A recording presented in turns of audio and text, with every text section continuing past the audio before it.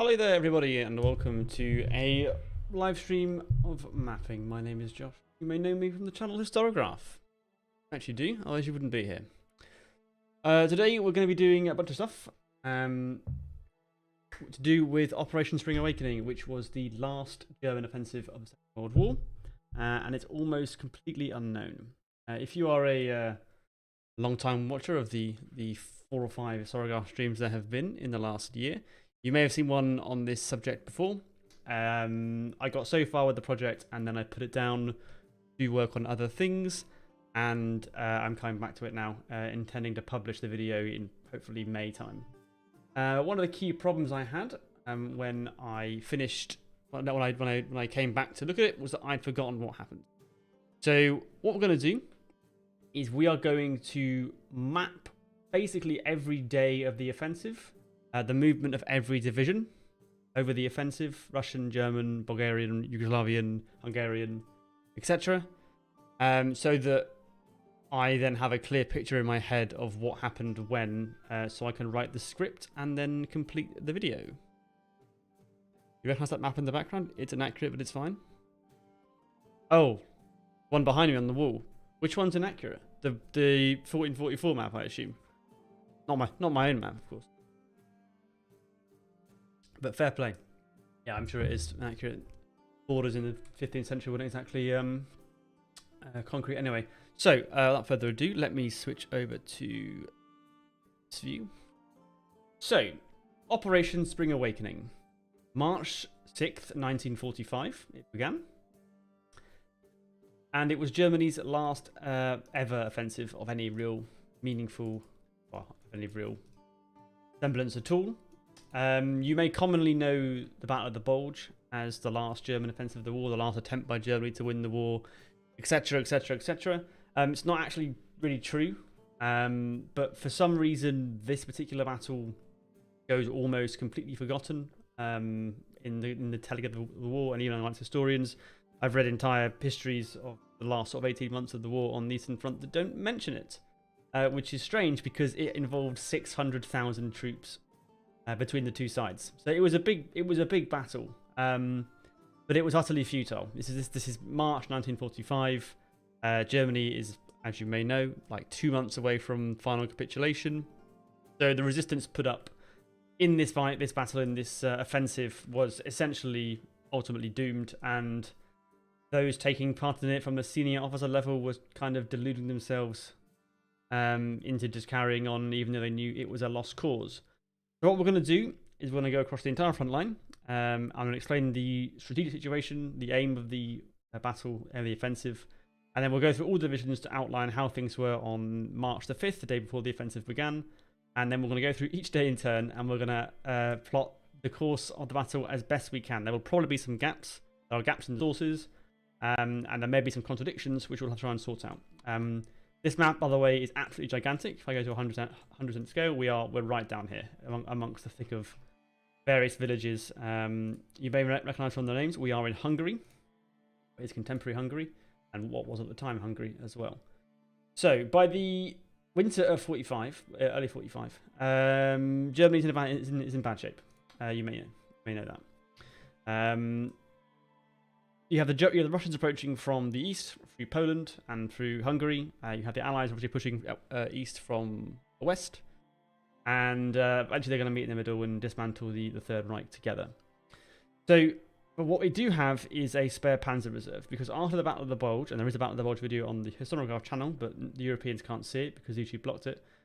The 6th SS Panzer Army, which you may recognise, gets pulled out of the line. And ends up as being essentially a spare tank reserve, because the Allied offensive in the west doesn't begin until later in the spring, and the Soviets end up, well, they attack in mid-January, and then they move through into sort of I'm a bit vague on the Poland front, February time, and then they stop.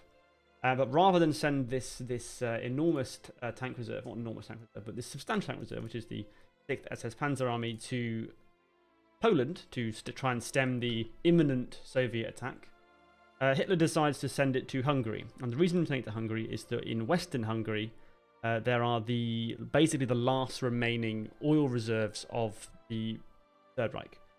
80% of Germany's oil by this time is coming from the remaining oil fields in Western Hungary, which are all west of this area. They're over this way. Budapest is up here, in case you're not familiar where we are. And so the Germans basically are worried about, Hitler is worried about the oil reserves being taken, and if you lose the oil reserves, Germany loses the ability to continue to prosecute the war effort. Now, you may be thinking Germany has already lost the war, and they have, but some people haven't realised that yet. So the aim of the offensive is to secure a better defensive position for the oil fields in Western Hungary.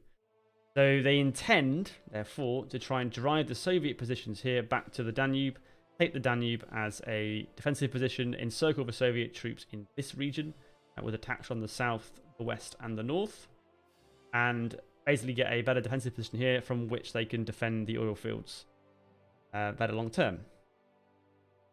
You can see in this diagram here, this is the diagram that's on the Wikipedia page for Operation Spring Awakening. And it gives you a sense when I started doing the research for this video and started trying to track where things went.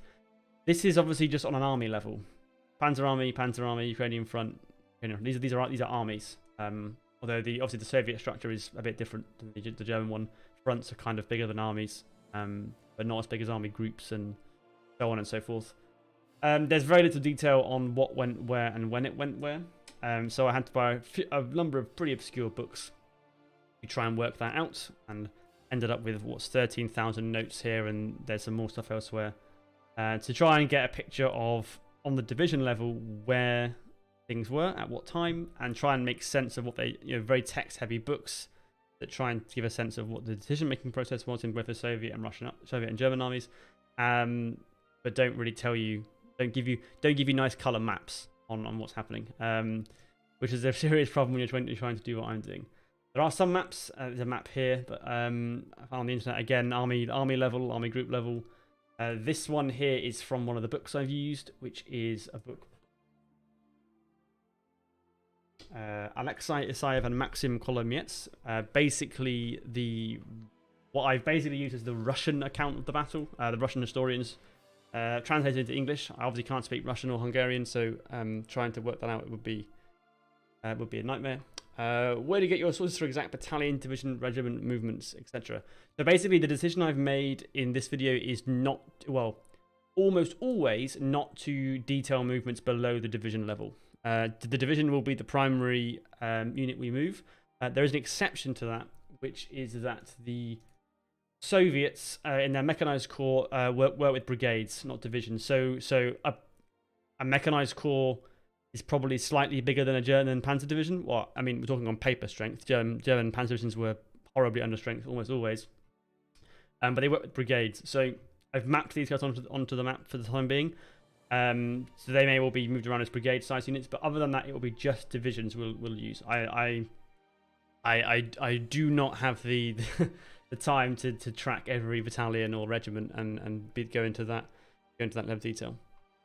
Have I read Inferno by Max Hastings? I have not.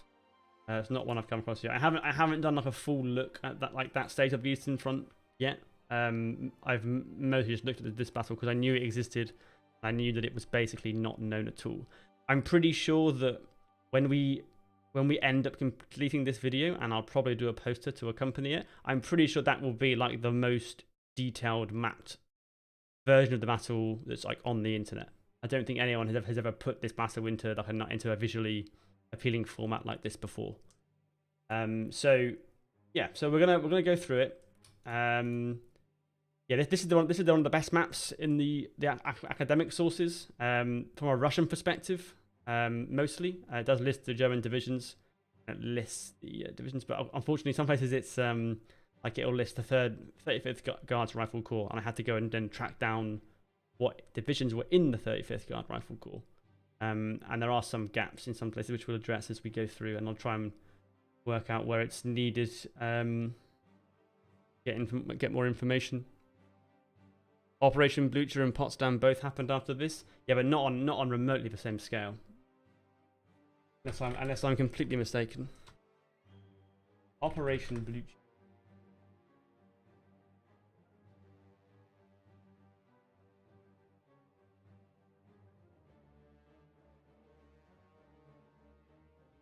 Oh, okay, yes, yeah. These are German. Blucher is a German counterattack in Crimea. That is interesting. But yeah, I mean, I feel happy making the claim that I did that it was the last one because the others weren't on the same scale, and like I'll check what Potsdam is just to be complete with the two you mentioned. I think that's something right around Berlin. I'm offensive.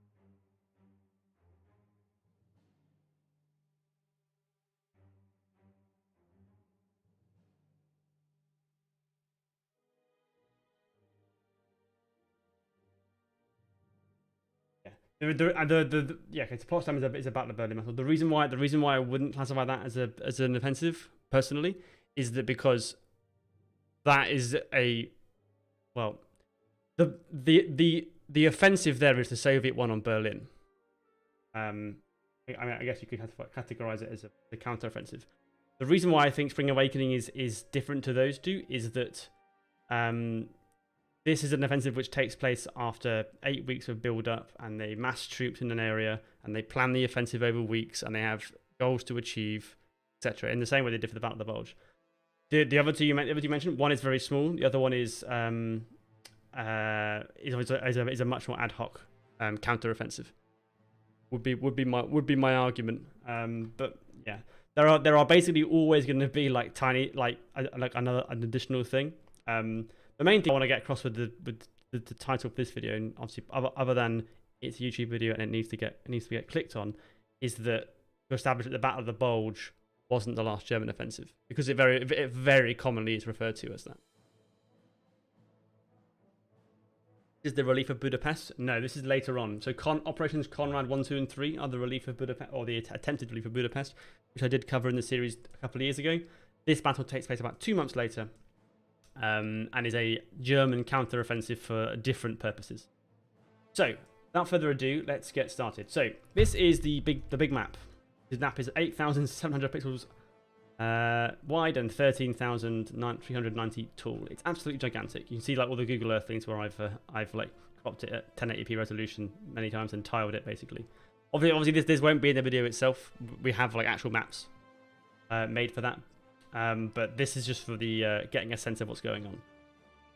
So from top to bottom, the situation is this. Up on the northern shoulder of the German army, I don't quite know the Russian situation here as in detail as much. That comes later on. With the Hungarian Third Army, this is all under Army Group South, if you're wondering. Hungarian Third Army containing a mix of Hungarian and German divisions. So you have the Hungarian 8th Corps, which is basically all of these guys. I'm going to start doing some drawing of army boundaries things. So the 6th Army here, that I believe, if I'm remembering correctly, I do have a big book. Let me show you. I do have a book that holds up to the camera. So this is as accurate as I can find an order of battle for Army Group South, German Army Group South at this time. So you have 8th Army, 6th Army, 6th SS Panzer Army, 2nd Panzer Army. 8th Army isn't really involved in this battle, they're elsewhere. And then you have the other 3 armies are all involved in, you can actually see that, are actually all involved in this battle. So basically that's where I've drawn most of this information from in terms of like what divisions were under which armies on the German side. And so on. This book's very long. It cost me a lot of money. Yeah, so 6th Army, 4th SS Panzer Corps, which includes these 2 panzer divisions. Pretty sure includes the Hungarian, yes. So, Hungarian, we have going up to there, and then this is the Hungarian Third Army. So you have, wait, I mean, it's majoritively German. I would imagine these were less good German divisions. That's why they were up here with the Hungarians defending hilly terrain rather than taking part in the offensive. These are very battered Hungarian units. I'm pretty sure the 23rd Infantry Division actually takes part in the actions in Budapest. I have a feeling I remember it from doing the Budapest series. Hello, I am Pyman. Chat. I am multi-streaming on Twitch and YouTube currently, and I have all the chat in one feed. So I may talk. I may like address stuff that's not in the chat. You can see. I will read out anything I address, so you all can see it. I'm streaming on the YouTube on the Historiograph Extra channel because I want to do multi-streaming and both at once. If you are on the other platform, please do follow or subscribe on the reverse. That would be great. Yeah, we have Hungarian units here. The 6th Army here is sometimes referred to as Army Group Bulk, which is after the guy in charge of it, which is General Bulk. What is 6th Army? It is obviously a reformed 6th Army. It's hang on. Well, I didn't even change the webcam. I'm an idiot. I always do this. Okay. So we have Hungarian 3rd Army in the north here, the 23rd Division here, which I'm pretty sure fought in Budapest, and then the 6th Army to its south, led by General Balk, which contains. Tell you what, for core stuff, I will do a blue arrow. So 4th SS Panzer Corps, and then the 3rd Panzer Corps are the components of 6th Army. Thank you for the follow, Sharp Whittle. And then the constituent divisions should be fairly clear. This is 3rd Panzer, 5th Panzer, and also these guys. And then 3rd Panzer Corps has a 356th Infantry Division, 1st Panzer Division, and 3rd Panzer Division. These are in roughly approximate the correct situations for the start of the offensive. These two divisions weren't at the front, for example. And then you have the 6th SS Panzer Army, which is basically this is the core component of the German offensive. So 2nd SS Panzer Corps, 1st SS Panzer Corps, and the 1st Cavalry Corps are the 3 constituent parts of that. And then, obviously, these are pretty obvious. 12th and Panzer Division's going Panzer Division Corps. This division is really interesting because it's down in the documents as being shared between these two corps.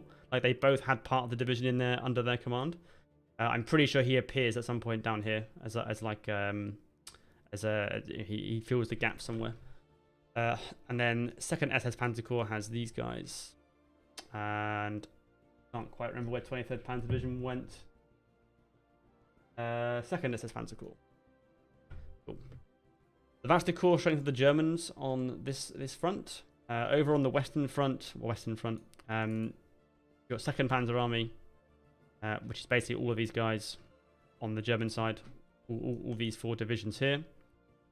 And then the Soviets have got a Bulgarian army occupying this land. Now, one thing to not take is that this area wasn't undefended. These divisions would have been stretched out, and there were actually a couple of German Cossack SS volunteer divisions, like this guy, who were hanging out over here. He was obviously closer, and there was the 2nd SS Cossack division here. Just holding the line, basically. On the Soviet side, 52nd Army up here. The Soviets are, by this point in the war, using corps commands. And they didn't for a long time because reasons. So you have, but not over on this side, you have basically these guys subordinate directly to the army. There may have been a corps command, but he just had these 2 divisions. All down here to the Soviet ones. Bulgarians, and then there is a Yugoslavian army down here. This yellow rectangle here is this composition here, because I passed them off for the sake of the video. A couple of Yugoslavian divisions here, which I've color coded as purpley color, and then Bulgarians, and then Soviets up here. Some German ones here. The German divisions in this segment, further south, were under the command of a different army group. They were under the command of what the sources keep referring to as Commander-in-Chief Southeast, which is basically Yugoslavia, the Balkans area, whereas everything else was under Army Group South. On the Soviet side, there are more divisions, as you might imagine. The Soviets did have more troops. I think of these 600 or so thousand who took part in this battle, around 400 and something was Soviet and 200 and something were German. You have basically the 26th Army, which is here. Is the frontline unit in this area. The Russians know this battle's coming. Their intelligence picks up that there's going to be a Soviet offensive. I'm pretty sure this mechanized corps is under the command of 26th Army. I have to double check that in my notes though. And then you have 27th Army, sorry, which is a reserve formation, basically behind the front line. The Soviets are planning basically to absorb the German attack on the front and then counter-attack with the 27th Army and sweep them aside, pretty much. 4th Guards Army up here is holding the northern flank. They are also responsible for this division here. The division between 4th Guards Army and 26th Army is roughly here-ish in terms of the army boundaries. The only thing I'm not 100% sure on at this moment in time is where exactly this division sat, because he doesn't appear in the list of corps and what was under each corps. So this guy may have been 4th Guards Army, but I'm not 100% sure on that. So this is a broad situation on March the 5th, the day before the invasion. The front line here is the blue. You have a massed German armoured force that has taken a long time to get forwards through the spring mud, and is poised to begin an offensive. The aim of the offensive, if I switch to German colour, the aim of the offensive is to sweep through in this direction, get to the Danube, and then also pushing up from the south. Can't really see that, but they're there, and then also along this way, and reach the Danube and encircle a bunch of Soviet troops in the process. So these guys would cut to the river here, there to the river here, and then you've got a pocket of Russian troops possibly in the centre that they can destroy. That's the plan. Doesn't entirely work out that way, as we shall see. Soviets, meanwhile, have made a bunch of defensive lines. Make use of these blue lines here are canals. There are 2 important canals that play a role in the battle. And they're going to try and hold out, absorb the German offensive, and then counter-attack and blow them away, pretty much. So, let's get into the first day of the offensive. I need to reset the masks here. Very easy. Yes.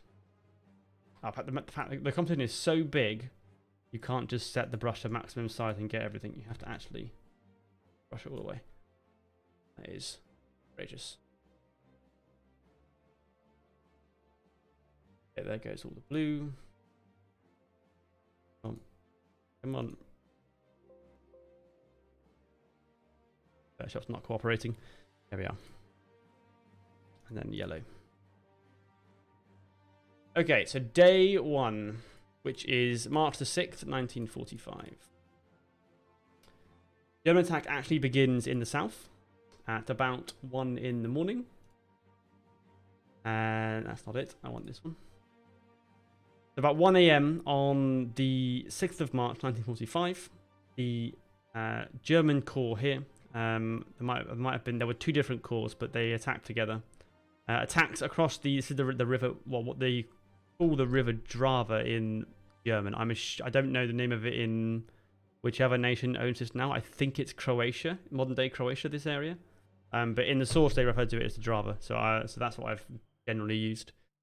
They attack across. So we have the 104th Jaeger Division, and we have the 11th Field Division, Luftwaffe Division. So these are, I believe, Luftwaffe personnel who've been pressed into ground service because Germany has no planes left. And then you got a German infantry division here as well. This Cossack guy isn't really this far east, but it's basically the holding unit for further up the coast here. Versus 2 Bulgarian divisions, the 11th and 3rd Bulgarians, and then 2 Yugoslavians, the 51st and 36th Yugoslavian infantry divisions, which are interesting because they were kind of like, they were still basically partisan units armed with Russian kit, but they weren't they weren't fully organized into the Russian army at this stage. So in the morning of this day, what's going on? They smashed their way across in the early hours of April 4th, and basically the Bulgarian units here fold. I've actually already done this bit a little bit earlier, so I will show you the pictures I made. Half a front. So yes, March the 5th we know. March the 6th we have a German attack, and the 11th and the 104th Jaeger push forwards, and the 3rd Bulgarian and 11th Bulgarian divisions are panicked and fall back. and suffer a bunch of losses. The Germans push forwards quite slowly. Like, these aren't mechanized units at this stage. Not on this road. There are German mechanized units, but they're not here. These are not particularly high quality units. So they make a small gain. This is like maybe 3 or 4 miles. By the end of the day, they've made a breakthrough. To some extent, they've taken these bridgeheads over the river of Valpovo and Donji Miholjak. I will try and get pronunciation better for the actual video. Yugoslavian units move, adjust to block their line of advance. And the Soviets bring down, this is the 133rd Rifle Corps, I believe, that comes down to help. This 11th Division Bulgarian guy is shattered to some extent and is sort of pulling back. The next day, March 7th, this front line becomes pretty stagnant. Yugoslavians stabilize this eastern side, the Soviet troops come down and stabilize the center, and the Germans are unable to make much more progress. And for the rest of the offensive, which is about another 10-15 days, they don't move. Pretty much this is it. They gain a little bit of ground here, they begin to steadily lose ground as the offensive goes on. But basically these German divisions are not able to break through against the Yugoslavian and against the regular Soviet troops that come south and dig themselves in. So the penetrations on this southern front basically go no more than maybe 8 kilometers at most. Hello, Gabriella. Welcome to the stream. So this southern thrust, which was intended to reach as far north as Peks and Mohacs, again pronunciation, I will try and make that better when I do the actual recording of the video, just goes nowhere basically. On this screen, if I take away the map, yeah, and I take away this, you can see the actual Google Earth map behind it. So they're supposed to get up to here to Mohacs and here to Peks, and take this whole area by their position to threaten the flanks of the retreating Soviets after they're beaten back in the west. And instead they get literally nothing. Like, we're talking like this, and they don't get anywhere near their objectives. So this southern flank is basically a failure. The divisions weren't particularly suited to advancing quickly, and they pay the price. There is some more interesting stuff happening in the north, I promise. This isn't a video where it's like they attack and they fail immediately. There is some stuff happens, I promise. So we'll go around to the west here. And now we've got to do it for real, because I haven't made the images for this one, but yeah, so we're going to be mapping this together. Hope you're ready to have fun drawing arrows on a map and things.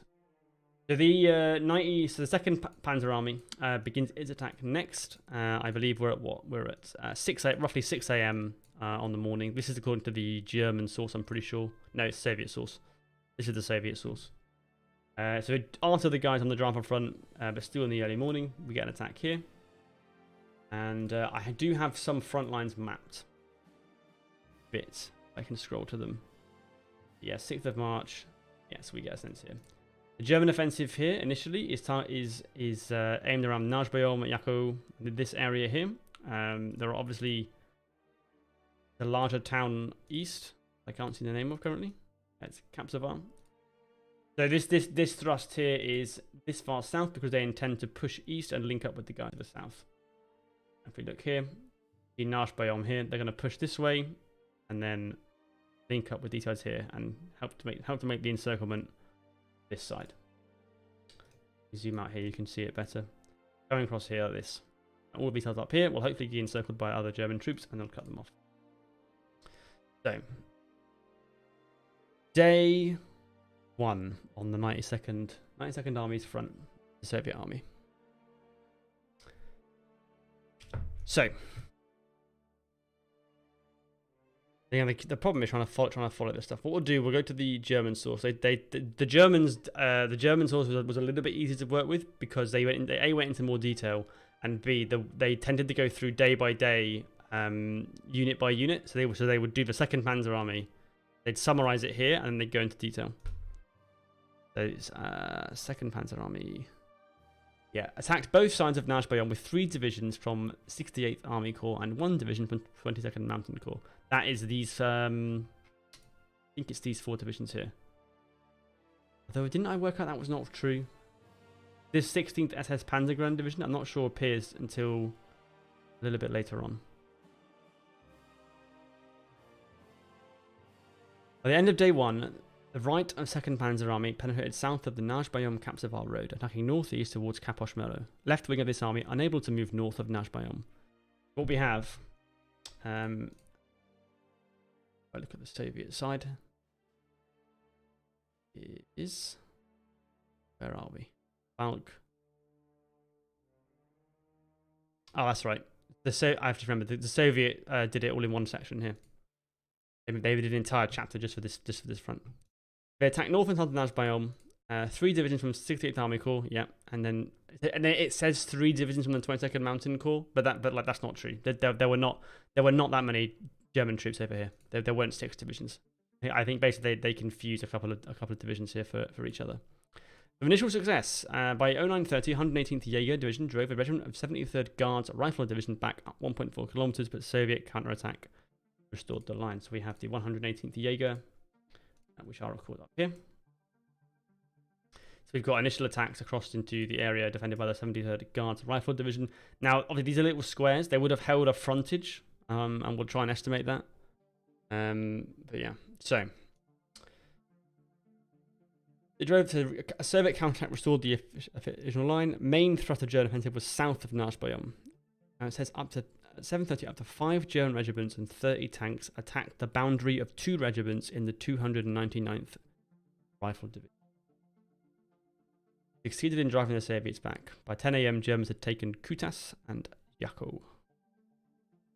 So they've taken these 2 villages here. So my intimation from that is that this division here was obviously defending the southern area here and has been forced back. And these 2 villages have been conceded. There's Bulgarian guys down here who come into it.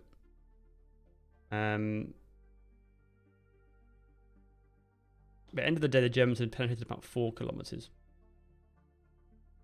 So what we'll do a second. We're going to have this guy. So this is my opinion on how the front line was structured. With the 2 divisions here around Najbayom, they would have obviously had frontage into each side of it,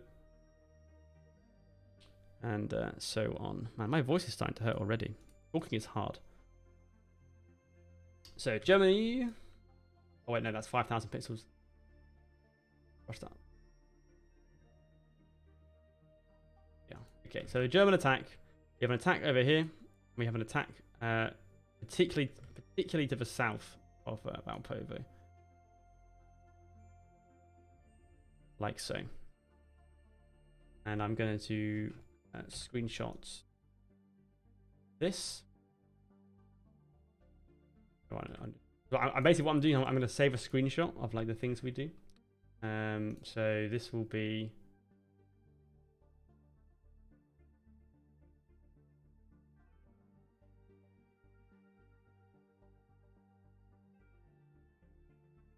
do 2nd Panzer Army front.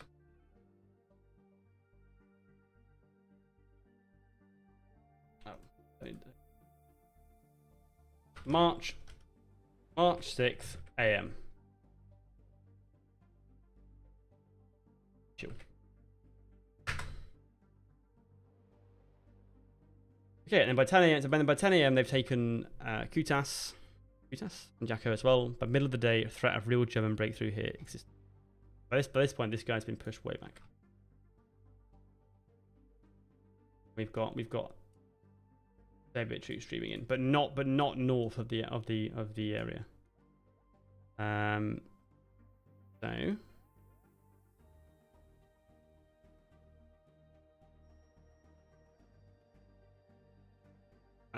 I think we're sort of basically like this at this stage. Najbayom, of course, being a town, is going to be like harder to take.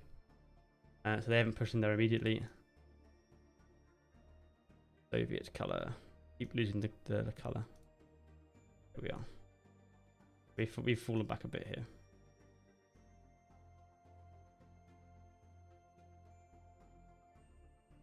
March 6th AM. So middle of the day, that's how we are.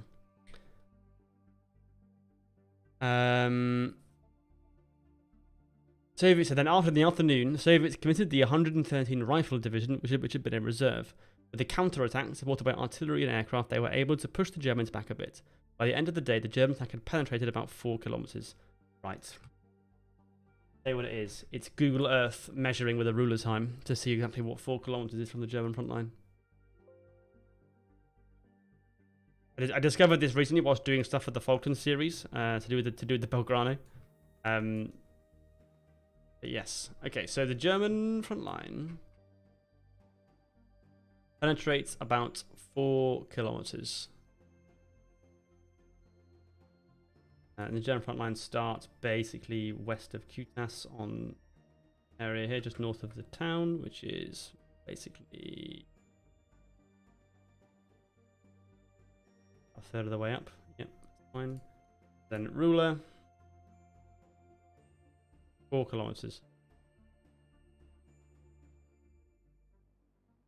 Well, how do they take? That's 7 miles.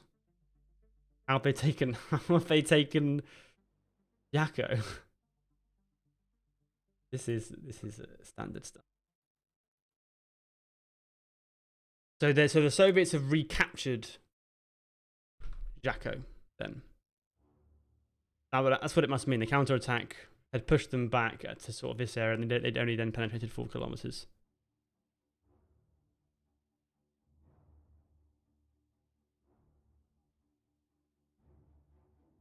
Okay, all right. I mean, I think that has to be what it is.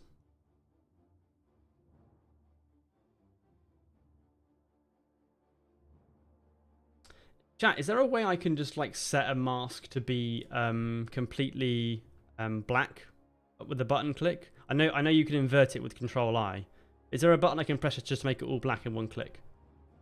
Those of you who are Chad Photoshop users. Hey James, hey Ant. Welcome to Pain. I try and decipher what sources are telling me. The Germans by this stage have been pushed back by the Soviet counteroffensive, and they're probably taking up more like this area here. If I'm guesstimating roughly what 4 kilometers would have been. 4 kilometers is what, 2.5 miles roughly? Yeah, we're in the right ballpark there. And the Soviets have counterattacked because they got a division to come and help them out, which is very nice. Oh, whoops, deleted that. Didn't we? Whoops a daisy.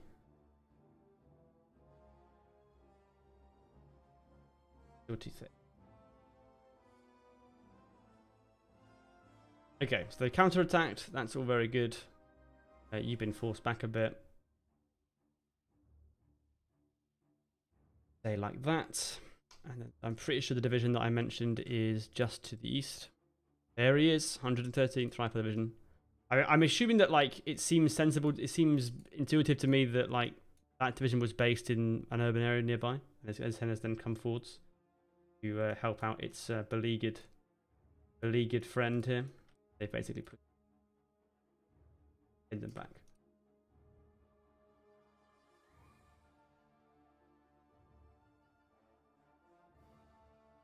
Save that as March 6 PM. So the end of March 6th. That's what's happening. Wonderful. So,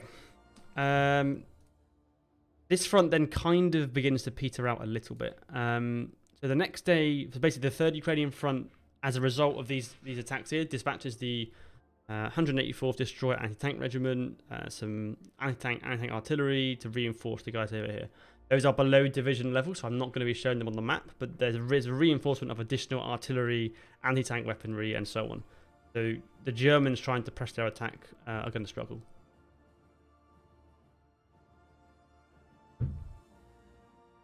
Yeah, so they make an attempt again. On the next day, they push the 16th SS Panzer Grenadier Division into the fray. Who's this guy? Still in the same kind of area around Nash Bayonne to try and get solution. I Google this mask thing. Set mask black photo.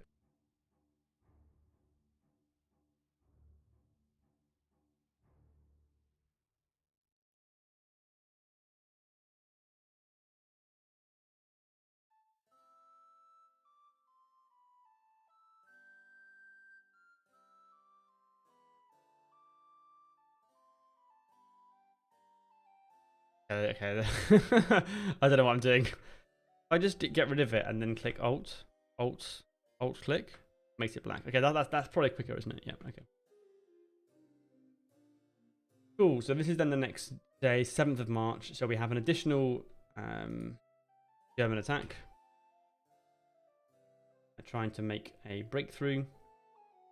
7th of March, pushed the 16th Panzer Division. 113 Rifle Division repelled 15 German attacks on the day. So I'm assuming, therefore, that you got this guy attacking in like that. Artillery fire having an impact, and then the next day they did some more attacks towards Balazka. Where is that?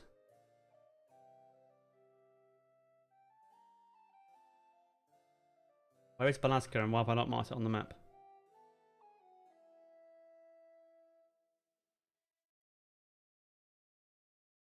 Why have I not marked it on the map? Save me. Google Maps. No. This is nowhere near it. No, that's nowhere near it. Oh no, its name's changed, isn't it? Did I? What it means, therefore, probably is that I did look it up, but its name has changed, and so therefore one of these other dots is what I'm looking for. Alaska, Hungary.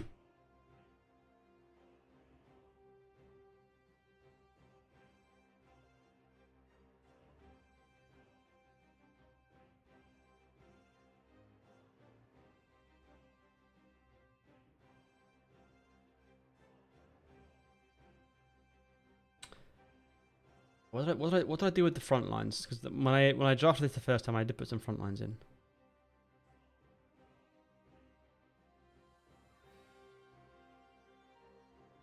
I basically didn't know. Excellent. And I don't think the Germans were ever that far forwards. So this is what broadly 7th of March. R7, and then March H. I don't quite know.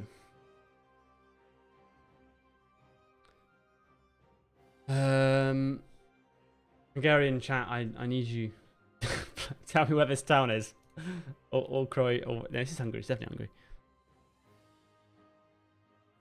At 3 o'clock on 8th of March, Germans committed large numbers of tanks into attacks towards Balazka, but were repulsed again.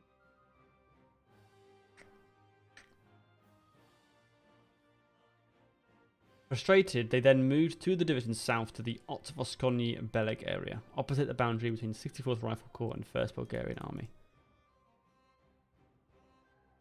Down here. You know what that is.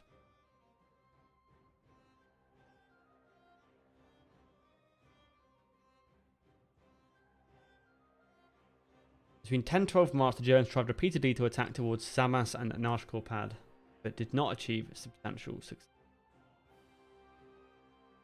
So we're up here. Narshkorpad is here.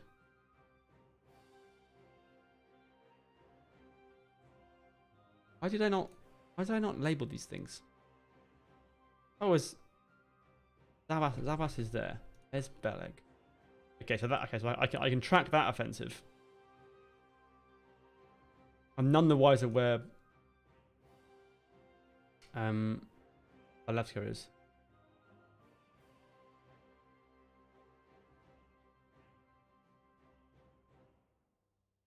I'll have to just accept a slight gap in my knowledge then for the time being.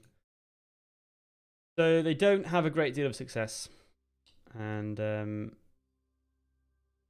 yeah, that is very sad for them. So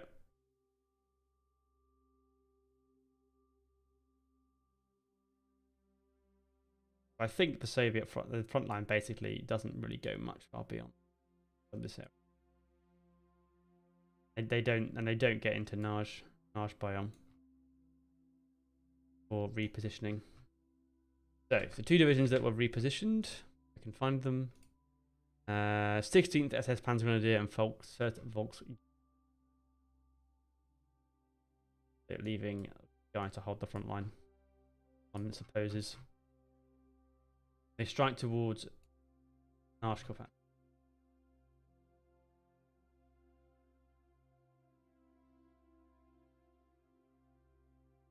This area here, so southeast of.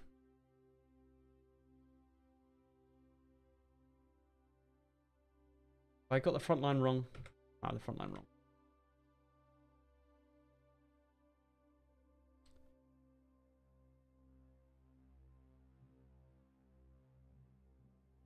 They attacked between the 299th Rifle Division and 1st Volks and the Bulgarians. So the Bulgarian dude was further south.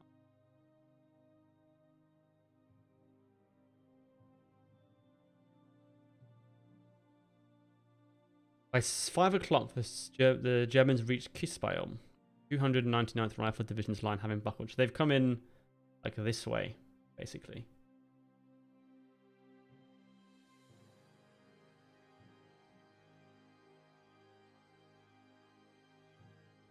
What you've got a Soviet front line.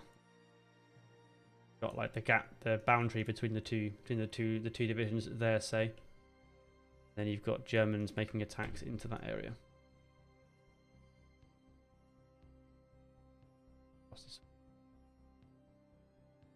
This is March 10 AM. And by the end of the day,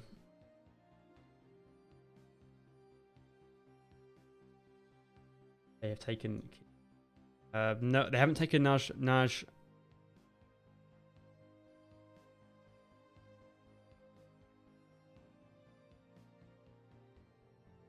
Yeah, they haven't taken Ashkov. Okay.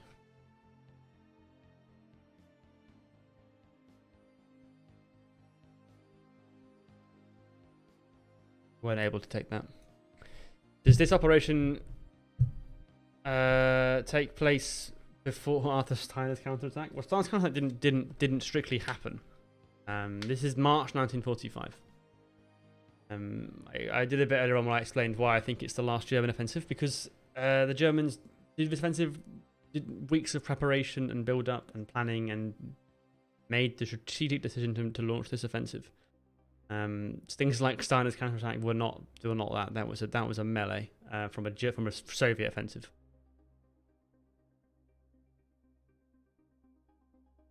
That's my opinion on where the distinction is there. What program do I use when animating? Adobe stuff. It's Adobe software that we make stuff in. There's no ready thing, unfortunately. Yeah, so they're taking Kisbayom, which is very good for them. So then the armored units. I did not mean to do that. I always do is I do the red thing. I don't know how to get it off. Always happens. Photoshop. Move red.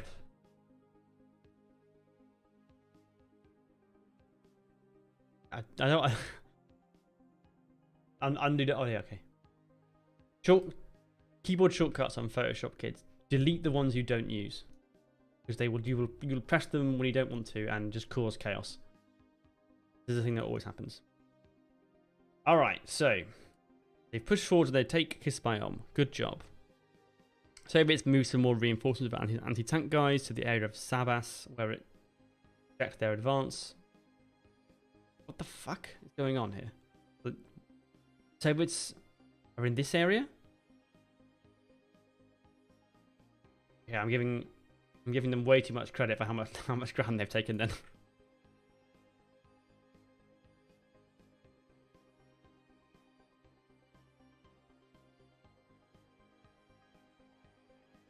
I don't think it means necessarily that the Soviets owned that town, but I do think it means they were in the vicinity.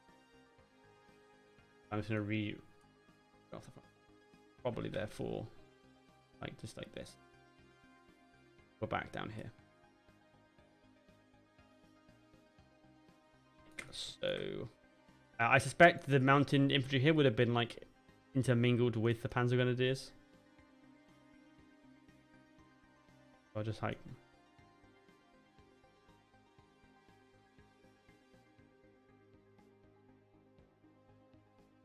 And now 10-25, they tried repeatedly to attack between Sabas and Najkorpad, but did not achieve substantial success. So they're attacking like this direction here. So it's time to bring up more reinforcements. I think the reinforcements here were mostly like the sub-division unit level, so there's not a lot to represent particularly. But yeah. So this is the end of like 10 April. 10 May, 10 March. March, 10 PM.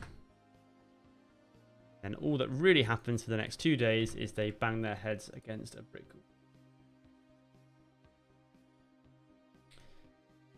So, as my very professional arrows indicate, Soviets holding this area with support.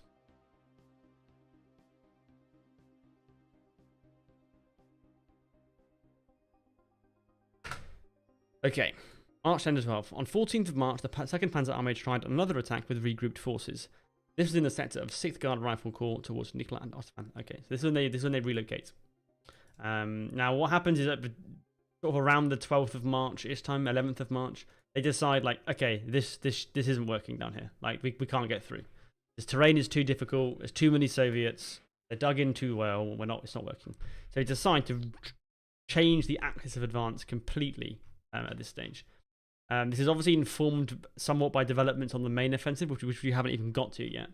They decide to come up here to this sector and launch an attack east to drive towards the advancing German troops up here. Hit this area to do some kind of like meetup thing. So what I'm going to do is reset to colors. And relocate. So the units that move, I'll have to go back to the German source. Check that. So March 14th. There's a bunch of like back and forth over the previous days where like they're trying to plan the offensive and the army doesn't has to keep delaying because it's not ready to launch the offensive. So on. Okay, so March 14th. Ground front, SS Panzer Corps, that's fine. 3rd Panzer Corps, where are we? Army Group Balk, no.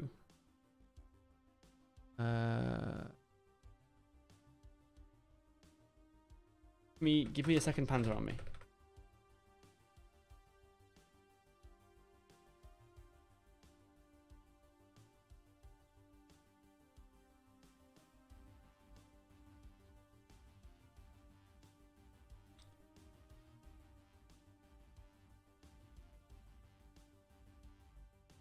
Where are we? Continue repositioning for 14th March attack. Regrouping was completed. Began its new attack at 0900. Here we are. Okay, so for some reason began its new attack at 0900 by even gained 2 kilometers of ground, but no breakthrough. Is that all it wrote?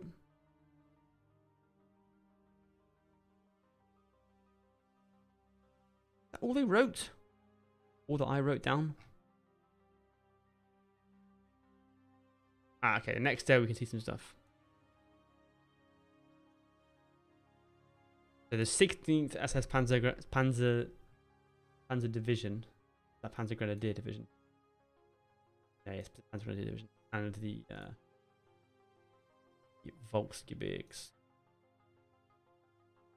I don't think the other guys came with them. I think it was just these 2 divisions. Moved up here. Took Baronka to Antotsenspal. That's right. So the names are different because this is a German writing, so his names are different. This is Totsensbal, I'm pretty sure, and then we have Baronka, which is obviously here still named correctly. So day 1 was pretty not pog from the German point of view. They went basically fucking nowhere, and like talking like. .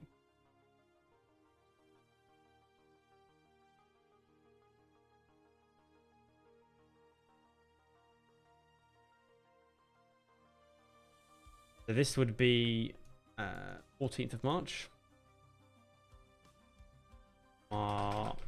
14 p.m. And the next day they have a bit more success, so that's good. Oh. They take these two areas here.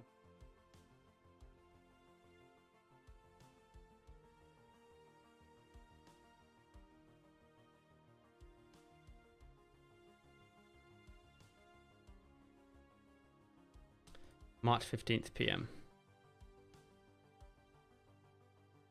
Second Panzer Army, Soviet resistance at Najbayam increased. These two guys in the north took this town here.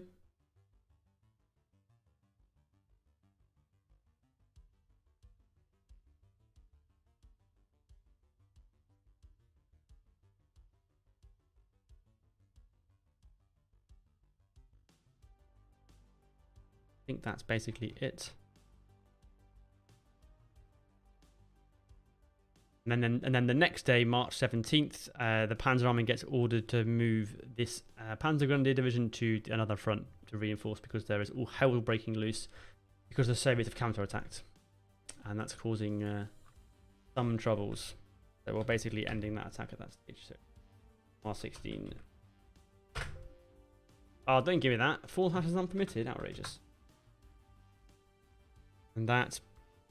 Oh no, they hang on, what? Oh no, sorry, I'm wrong. Hitler countermanded the order. He wanted to keep them where they were, and their divisions didn't actually move. They were ordered to, but didn't move. The next day, they resumed their offensive and gained about 4 kilometers of ground. And then they do anything else?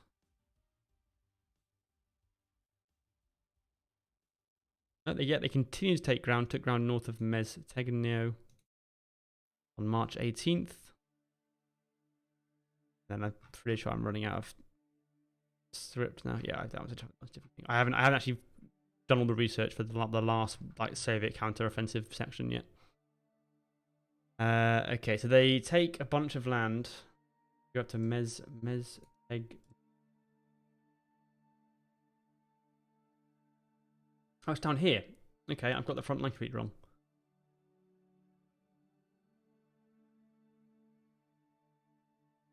Got the front line completely wrong.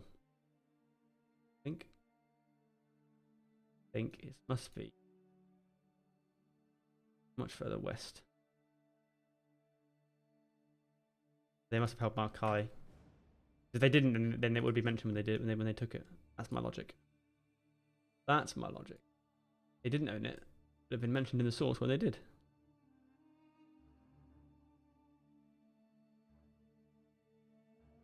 Cool. So then these units here have spent that day moving forwards.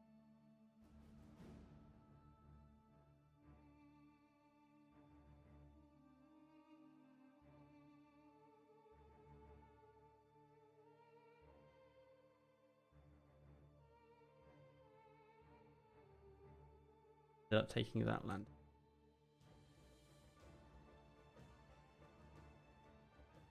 Cool. So we'll screenshot this and we'll say it's like March 19th. Because they do eventually, like gravity does tell eventually, and they have to stop attacking. It's quite funny because these guys continue to attack and are taking ground, while meanwhile on the German front here, like absolute chaos is breaking out. Like you've got like Soviet troops like here at this point, and there's guys down here still. It's complete carnage. And we will get into that. I think now, in fact, that's basically the end of that front, which means we have to look at the the big front, where the stuff, the main stuff is happening. So, I'm going to delete that one, and let's get started. All the way back on day 1.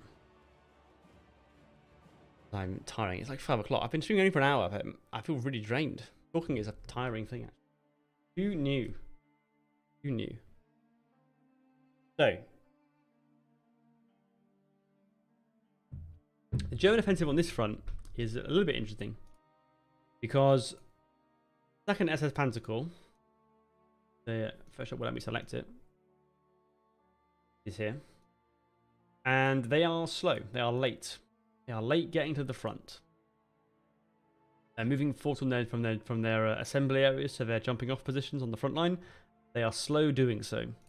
In fact, the offensive gets delayed by a whole day from March 5th to March 6th because they're giving extra time for the 2nd SS Panzer Corps to get into position to start the offensive. So at the start of the day, these guys are too far behind. They're not actually in position to start the offensive. Just have a little arrow here. So they are still moving towards the front. This is after the offensives have begun elsewhere. If we look here, right flank centre of 6th SS Panzer Army attacks, thrusting into area between Lake Balaton and Suez Canal. 2nd SS Panzer Corps does not begin until 6:30 PM. So basically it's dark by the time they attack. What we will do is we'll focus on this side to start being. So, 1st SS Panzer Corps. 12th SS Panzer Division stalled initially on high ground either side of Kislang due to terrain. This town here. You have the 12th SS Panzer Division attacking here. 1st SS Panzer Division pushed to Zaponia on Suez Canal after breaching the Soviet line.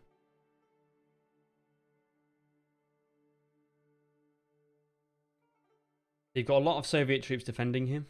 This is obviously the most congested part of the whole front. They're moving forwards.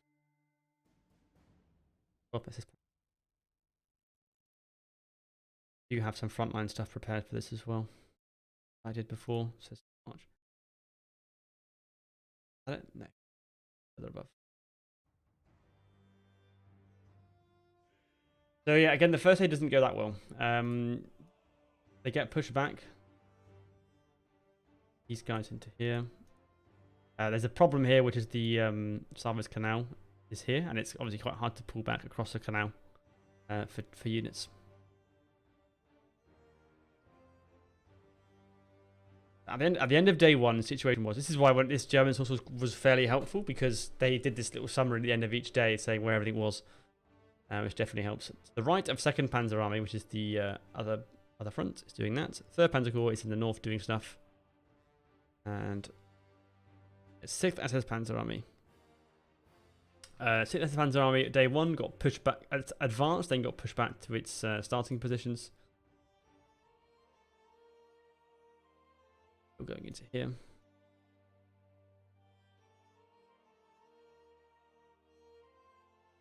Where does the 36 Guards Rifle Division go? 36 GRD.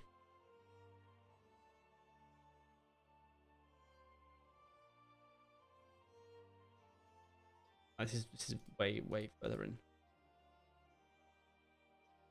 I don't actually mention it. It's interesting. We'll move it back here for now. I mean, it's possible it could have been in reserve of some kind.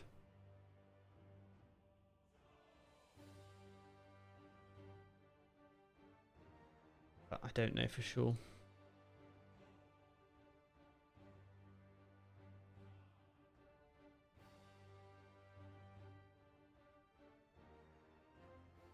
We have a Soviet counter-offensive pushing them back. Their start lines for the cavalry dudes. They've made a slight gain here.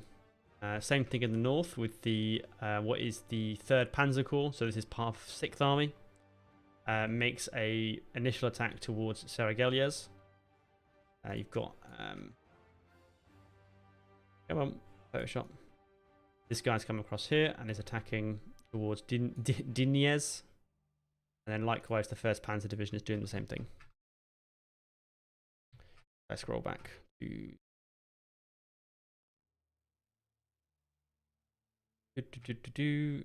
Falk's 1st Panzer Division attacked the boundary of the 4th Guards Army and 26th Army, so this area here, and was joined by the division here, either side of serra, gillias. Actually, this guy's more sort of attacking this way.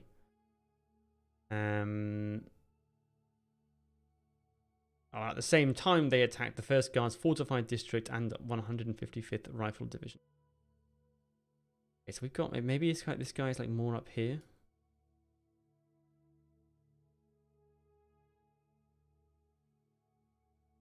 That was broken up by those guys.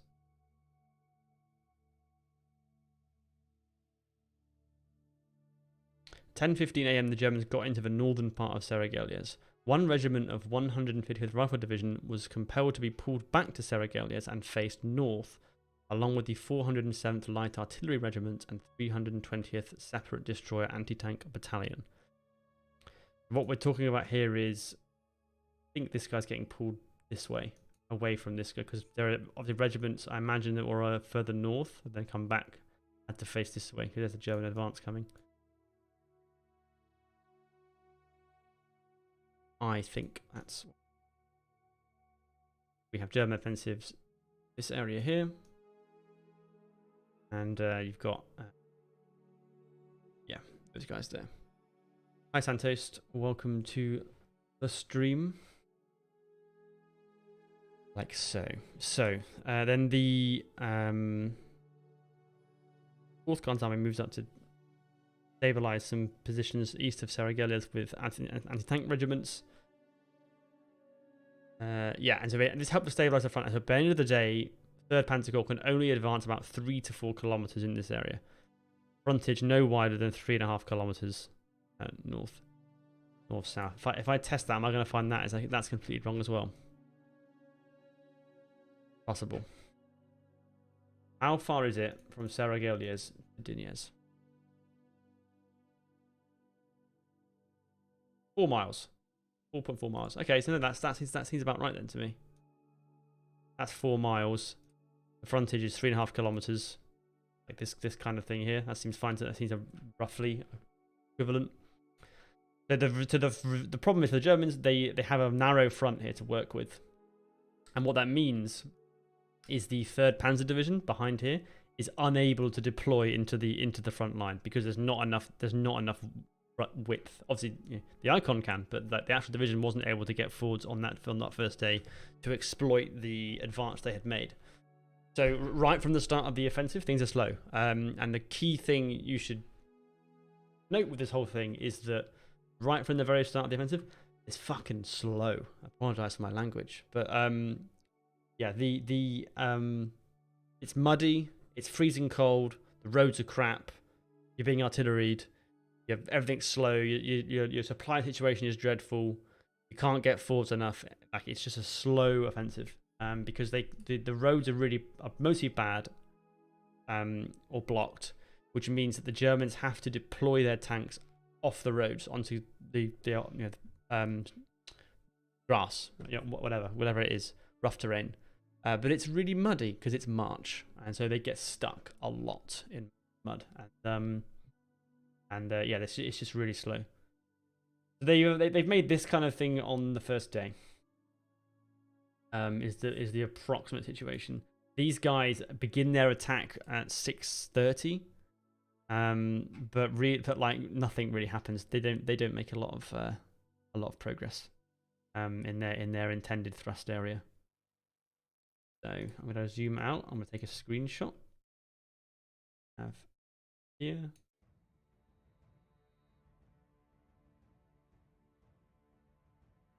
That is the first day. 6th in front. March 6th. Yeah. So question mark over the position of the 36th Guards Rifle Division. Doesn't appear to have been on the front. There is actually a better map I can look at. Let me see if I put it anywhere. I can't remember if I did or not.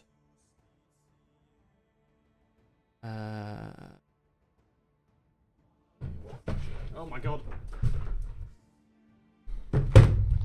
Nearly dropped a look off the desk. There's a detailed map here that actually gives some of this information. So let's scroll up to this Soviet stuff. Because that'll tell us where Soviet units were more than German sources will. So yeah, so the map here, which I haven't put on the computer for a while. I'll bring it up close so you guys can see a little bit. That's basically a detailed view of this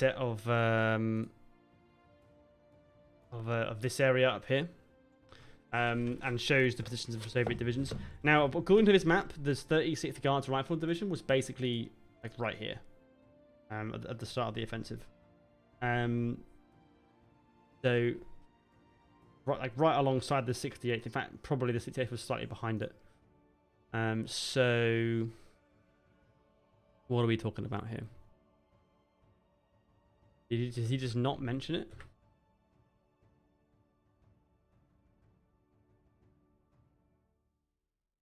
That is the only time. That is the only times it appears.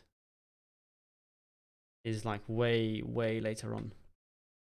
I find interesting. They don't mention the division that's there. So we'll put it there. So 236th Rifle Division was possibly much further back in reserve. I think that's feasible. This kind of front line. Basically, this division is pulling back.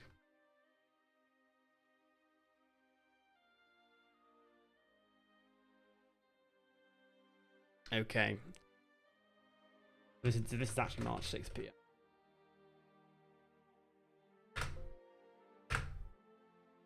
Hello, Marshal Murillo. Hello, Nachiket. Should have attacked on the flank, opened up 40 combat width to get those tanks in there. I mean, like, kind of. That's like the combat width mechanic is not like plucked out of thin air. Like, you know, you can have the biggest army in the world, but if you don't have the operational space to use them in, you can't make it count. You know, that's why, you know, countless times where small units can hold an area.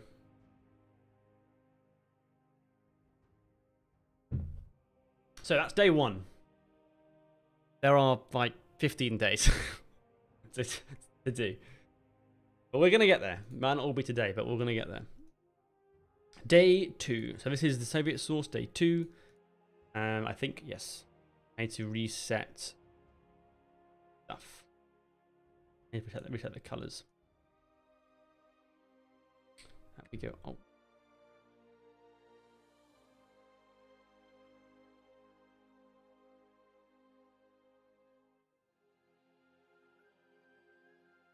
So, okay, day 2. I'm going to turn off the March 6th front lines. We can just see the nope. Okay, yeah, so we start with the March. This is the front line at the start of the day, and this, as far as I can make out, is the front line at the end of the day. This might be wrong because I did this before, but we are going to go through it and check I've done it correctly. So, in the morning of March 7th, Army Group Bank, 3rd Panzer Corps, restarts its offensive on Serra, supported by the 1st and 2nd SS Panzer Corps. That's like the top line summary of what's going on. This isn't all happening in the same place because these divisions are spread out. Fighting is particularly intense in the area of 155th Rifle Division, where after repeated attacks, the Germans were able to seize positions south of Serra. So, what you have is you have a bunch of guys pushing force this way. I mean, like, I'm a little bit confused as to where these guys fit in. Yeah, they haven't actually been mentioned. Maybe they were further back, possible.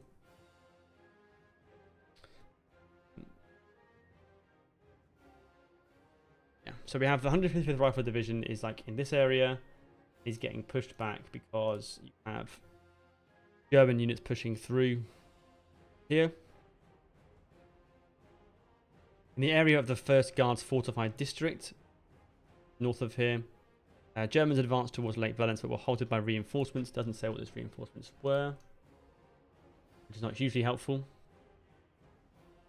That happens a lot, by the way, in books. Like, they'll say a thing and they won't actually name what units were reinforcements were.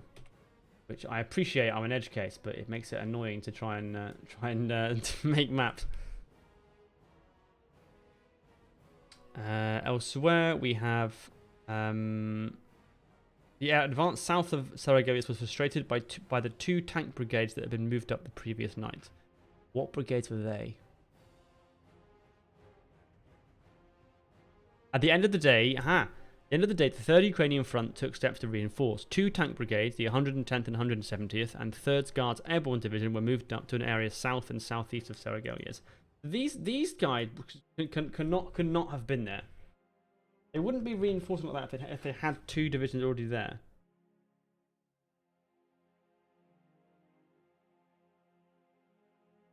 They're not there. These divisions are duplicates. I've made the same divisions twice. I made them guards in one place and regular another way. That's where I've gone wrong. These divisions don't exist. They're not here. It's completely made up. I think that has to be it. We have 21st Rifle Division as well is not here. I wish I had a better Soviet source. Tell me this.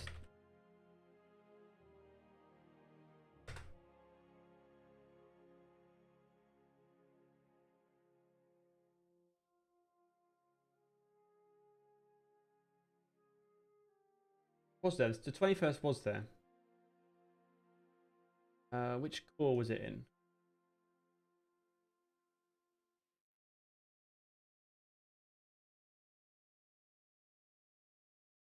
It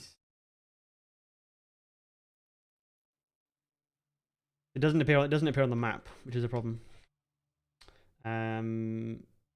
It does, but not until late, not until further down. I don't think this guy is in it. See, quite here-ish.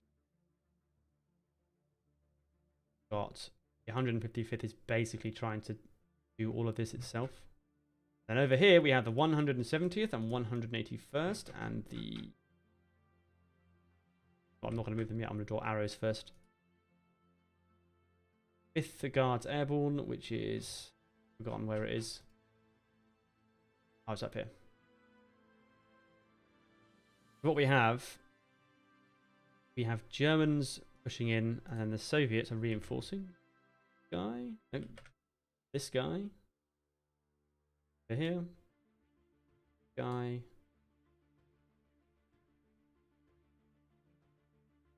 Reinforcements. Counterattack the Germans. Yes. Ghost divisions, yeah. Ron was at it again. From the grave. Alright, so that's roughly what's happening on the Soviet side. They bring these divisions into here to solidify the front southeast of serra, where the Germans have had a mini breakthrough. That's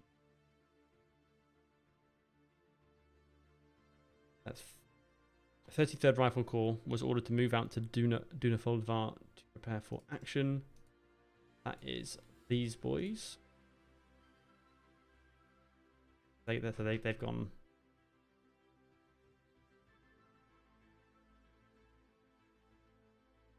So regrouped artillery units.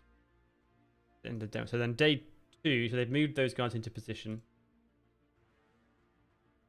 I'm going to take so many photos.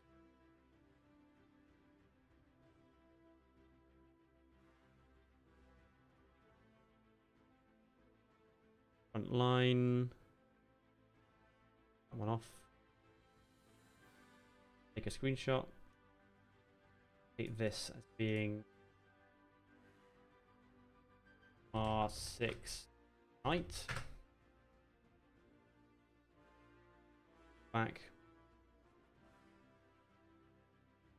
Okay, so now I'll go to the German source and do the German division movements here. 7th of March, day 2. Drow stuff's not going well, which we know. 2nd Panzer Army had no success on its left flank, which we know. 6th SS Panzer Army struggled to make headway between Lakes Balaton and Valence. Attacks by 1st Cavalry Corps and 1st SS Panzer Corps were stubbornly resisted. Soviet position at Saponia had reportedly been reinforced by 3 battalions overnight. So on this flank, they are struggling. taking a little bit. Going to take Kalos apparently. In the area of the 1st Cavalry Corps, the 4th Cavalry Division had no success. 3 Cavalry Division managed to take Hill 163 east of Enyen, maintaining contact with the 1st SS Panzer Corps. A thrust south towards the Sio Canal, which is the one further south, this one here, failed due to a Russian minefield. So, yeah, so the 3rd Cavalry Division, which is this guy, yeah? Oh no, 3rd, so it's wrong way around. That is here.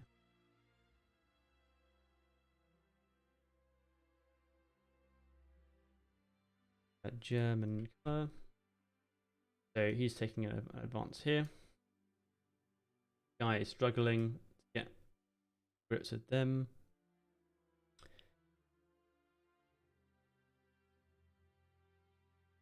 First SS Panzer Corps had the largest success. 12th SS Panzer Division deepened penetration from day one, taking Odon and pushing to the line Fekete Aranyos, southeast of Hill 163. Yeah, so this I think this town is Odon. Again, it's name stuff. I think Kislang is what I'm referring to as Odon in the text, because that's from the German source. We have German good here.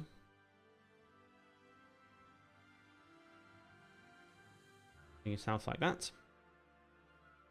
Whereas the 1st SS Panzer Division bypassed Kalos and then turned around and took the town from behind, cutting the Kalos-Simon-Tornia road.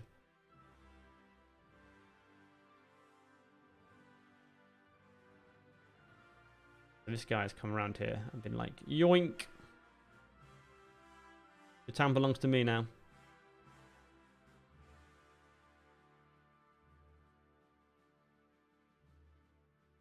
Enemy was split into smaller groups and in some cases encircled. And this day did not sound that dramatic from the Soviet point of view. Has this guy been encircled? Maybe. So then the 2 SS Panzer Corps on the other side of the canal has managed to penetrate 6 kilometers into the enemy territory. Defended tooth and nail by the enemies. 44 Reichs Grenadier reached position northeast of Aber, which is here. 2nd SS Panzer fought to a position 4 kilometers west of Sarost, which is over here. 9th SS Panzer Division captured an area southwest of Serra, which is here. And pushed west of the Saros road to reach the line by the match. This goes here. So they've managed to exploit that. And there were notable initial success, better than 3rd Panzer Corps, which has been struggling. There are, of course, mechanized units reaching this. Actually, move them across now. Don't entirely know what order they were put into. So we'll just like string them out along here. In fact, did it say it was east of Serra or just south and southeast? Cool.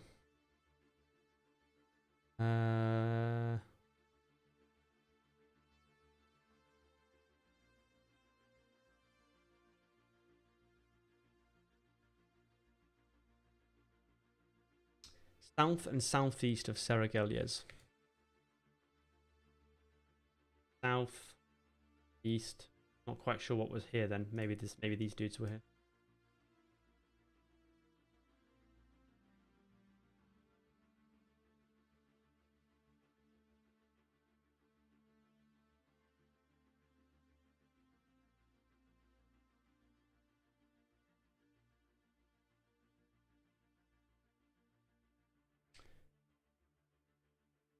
Okay, so we got a bunch of dudes come down here.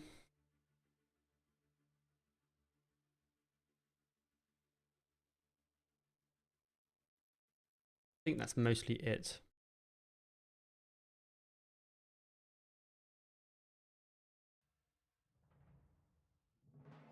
There you go.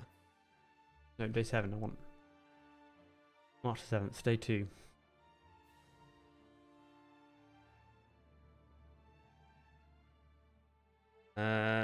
6th SS Panzer Army and 3rd Panzer Corps Balk struggled to make much headway between Lakes Balaton and Valence.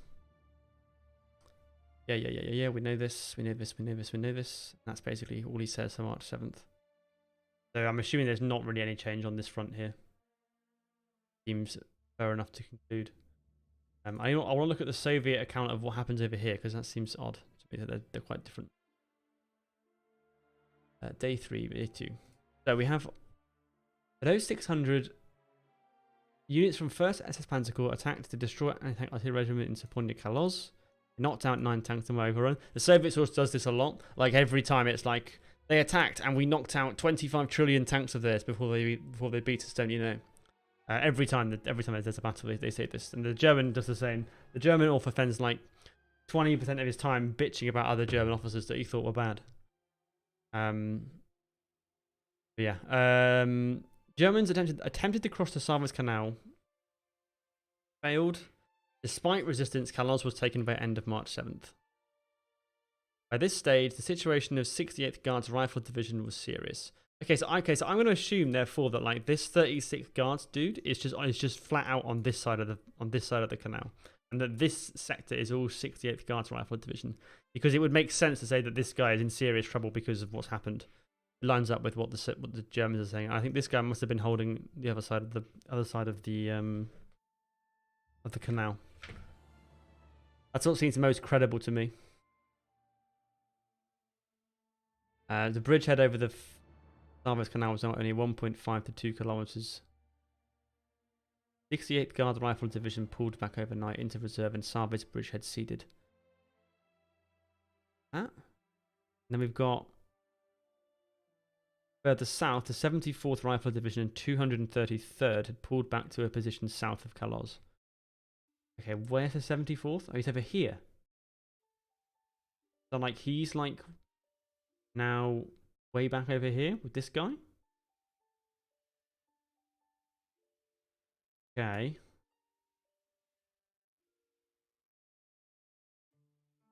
Okay, so you've gone across like that, and then we have...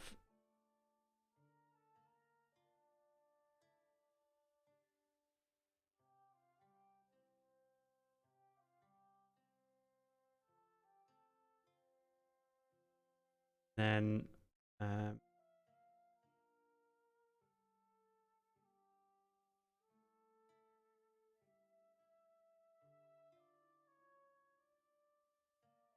You're across... You're across there then, that's fine. That makes sense. Exaggerated reports always has been. Yes. Basically. Okay, so they've done that. They've pulled back into a position south of Kaloz, that's fine. This guy, I don't know where he is. Does he appear in the text? Yes. Literally once. Literally once, and it's to say he pulled back to the south the following day. Okay, so he must have just like been around somewhere. I'm assuming he was just somewhere, just vibing with the rest of his core mates. So we'll just say that he was like just around here somewhere, like a line being formed here.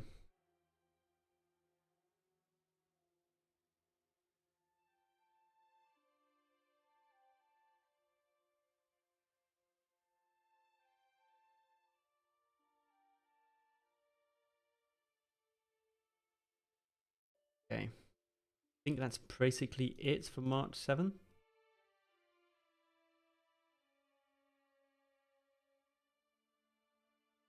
These guys have not been deployed as far as I can make out. Yeah, we've got a concentration of troops along. Okie doke. Frame this as I can. Take an image. March 7 PM. And then we're going to clear the lines.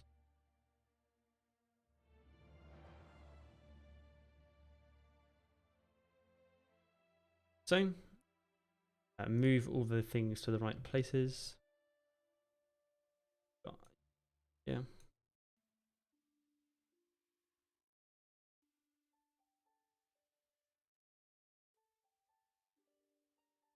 So,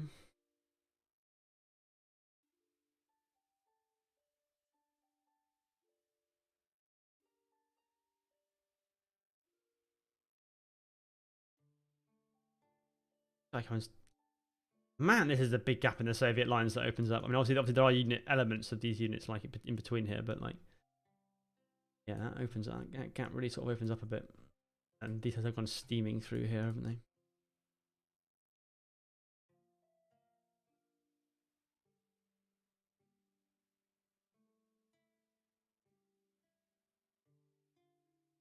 Okay, and this is the start of March 8th. Now, the March 8th front line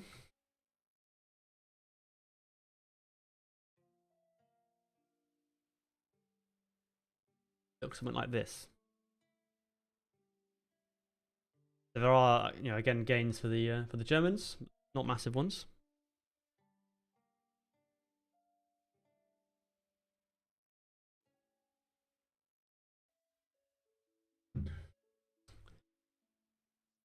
Okay.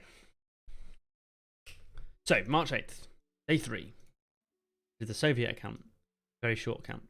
2nd SS Panzer Division breached Soviet lines.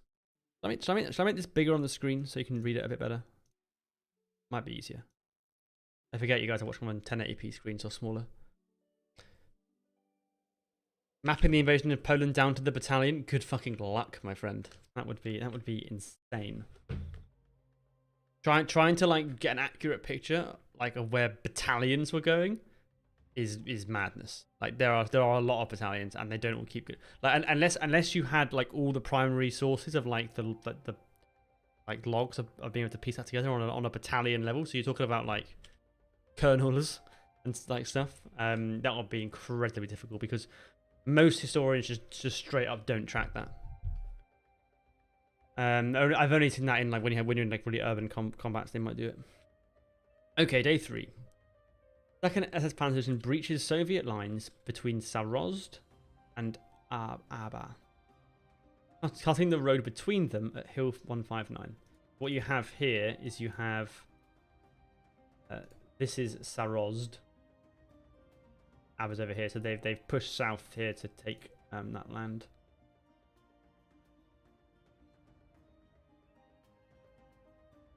German colour. Whoop. Taking that area, that's fine. But they were eventually forced back. 24 tanks knocked out, according to the Soviets. So they were forced back a bit. Okay. 1st SS Panzer Corps forced the 233rd and 74th Rifle Division back in their positions west of Savitz Canal. Again, it doesn't mention the 236th Rifle Division. Am I tripping? Was he just not there? No, but he's on the map. He's on the map later on. In a further south position with the 135th Rifle Corps. Maybe he was just like way further back from the front line somehow. Maybe he was just like miles back here. It only mentions these 2 divisions.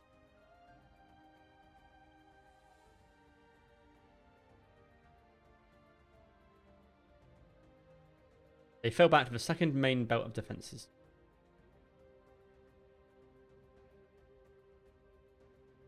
Yeah, you get pushed back here. Here.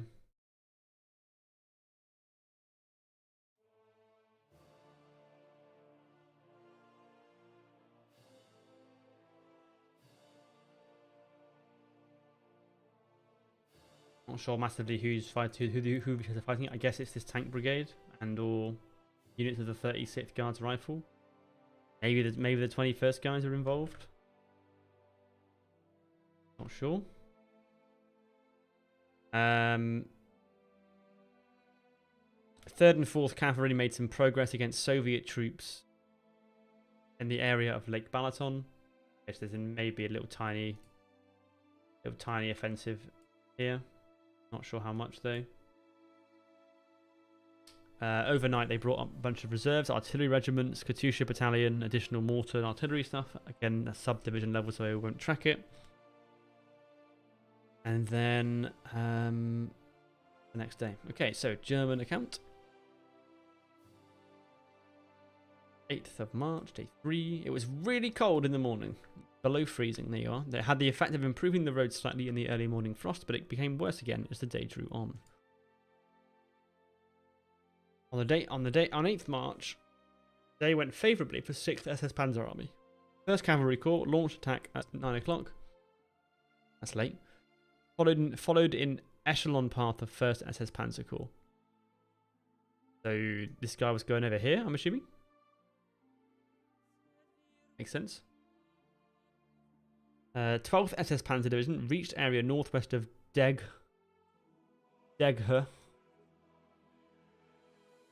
which I don't see on the map, and cut the road to Enying. Enying is over on the western side here. Must be somewhere like here maybe.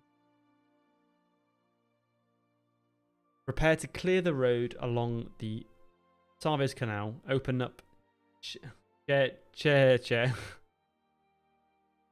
to armoured assault. Again, that's going to be a translated name. I've lost my little tools.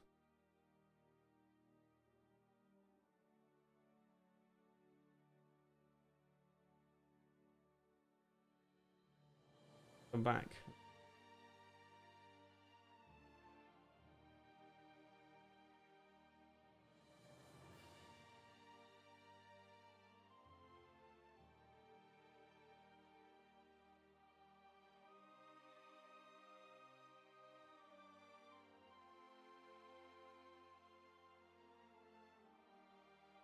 Is it this one? I think it might be that. I don't know why. Mezzo.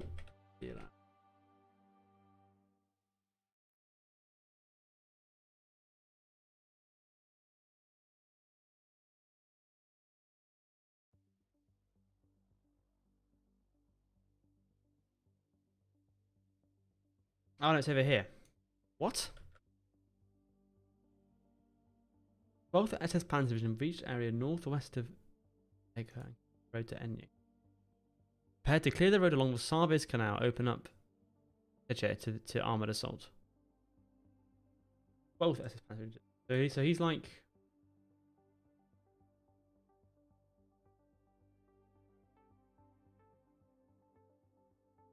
Okay, he's going to try and come... Not entirely sure what. Second SS Panzer Corps, heavy fighting pushing the Soviet line from Aba to Sarost, unable to make much progress. 44th Reichsgrenadier takes high ground east of Aba. Long left flank of the Panzer Army's advance was viewed with concern. Consideration to moving part of 2nd SS Panzer Division behind the 1st SS Panzer Division. Cover this. So basically, yeah, you've got they're concerned about this big massive gap between the two arms of the front. They're going to move part of these guys like around to here to hold the line. No combat reported by 4th SS Panzer Corps, who were up in the north. Balk took serra, gillias. Well done, Balk. That will have been.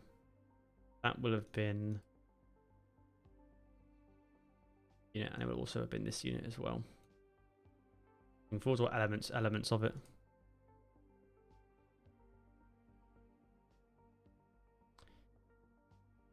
Okay.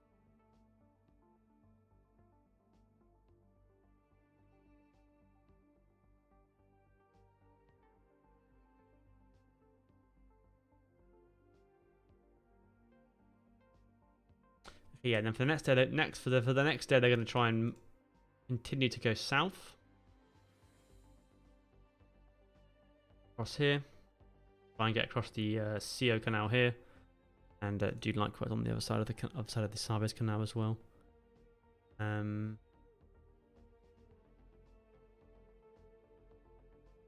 Germans believe the Soviets were now employing the 18th Tank Corps in the area of Sarost. Yes, they were, because that is these brigades.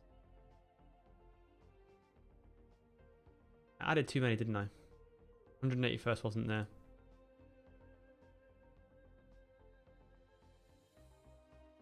It was 170th, 110th that were two that got moved. Just realised, all by mistake.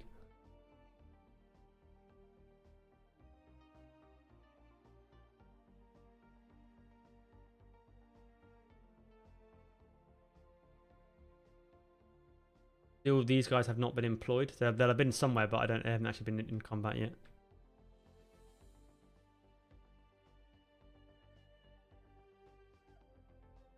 Ah, 8 PM.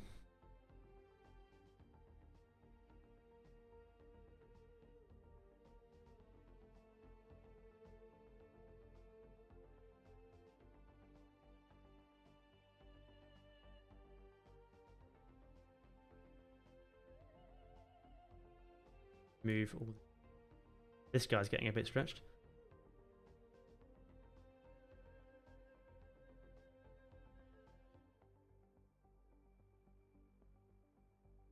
Reset the layers.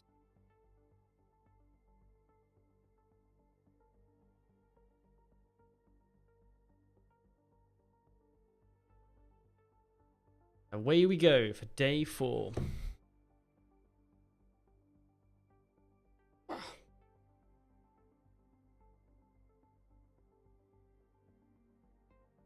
Don't ever let them say making YouTube videos is glamorous. Not for me, at least. It means spending hours doing this. What have you planned for the next RFS and Falcons series? There will be some more naval stuff. And probably some Battle of the Atlantic stuff, perhaps. And a few other things as the year goes on.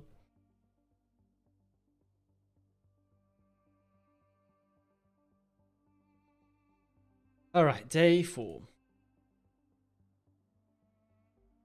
Is what? That's 9th of March.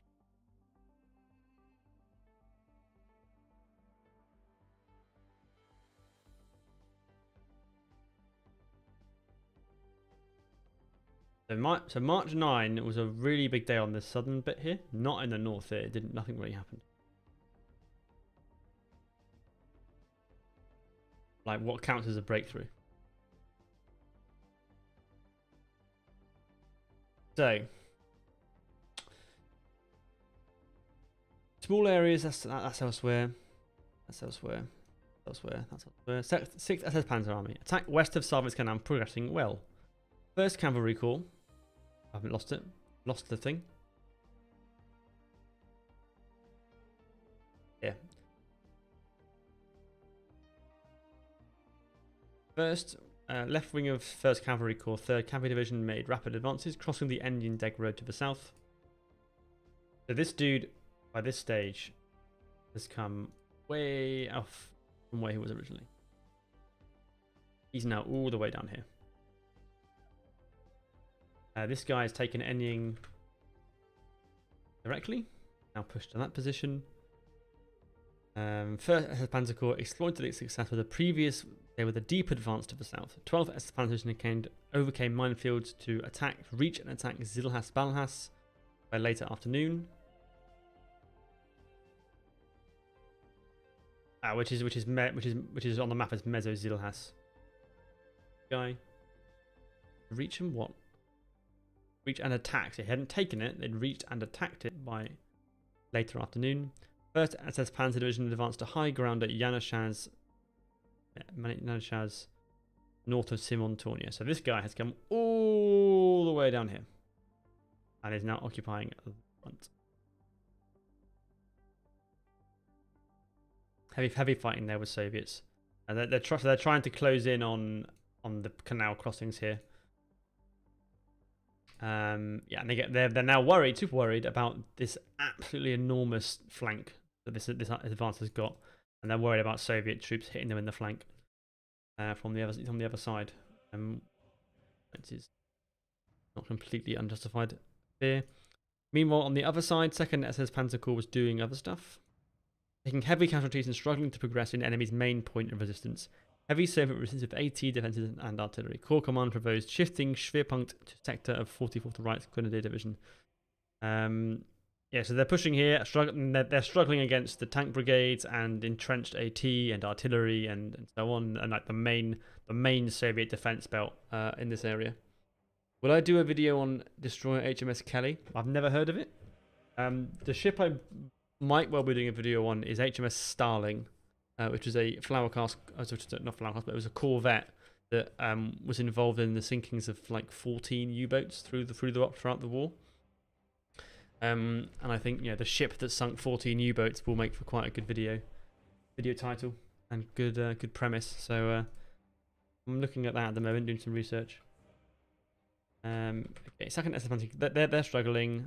They actually lost some ground west of Saros to Soviet counterattacks.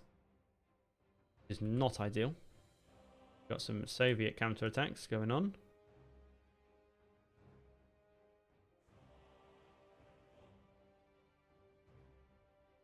Actually lost the divisional commander of SS 2nd SS Panzer Division actually lost its commander. At 12:20, a plan for a regiment-sized camp group from 2nd SS Panzer Corps to cross Savez Canal and attacked Soviet flank at Sarkerez between Saponia and Kolos. So basically, they're taking this is be a little bit hard to represent.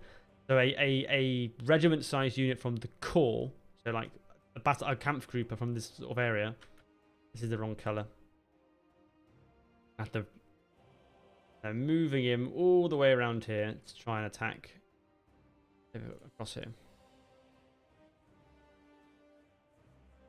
I'm actually going to write on the map. Okay.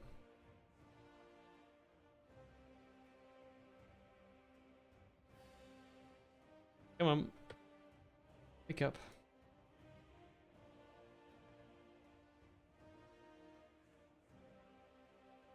Shots being dozy, as it is wont to do.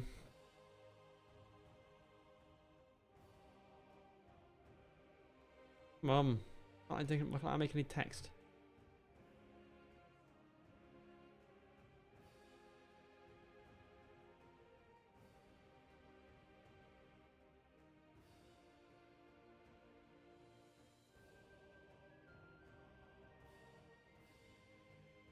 Kampfgruppe to SS. Cool.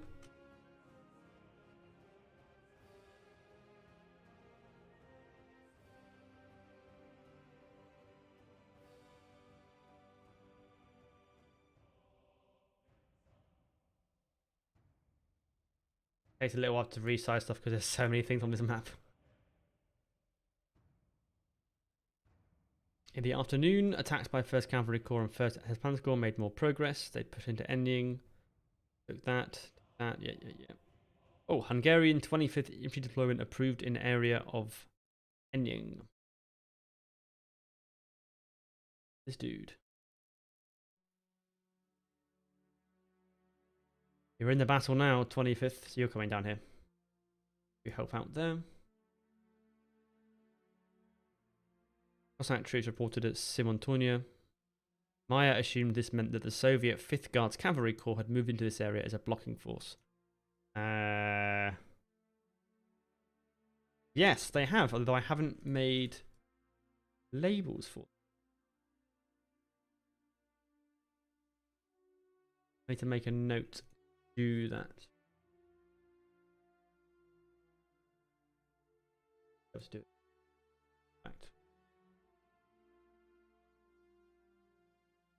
Now you're seeing some proper behind the curtain stuff.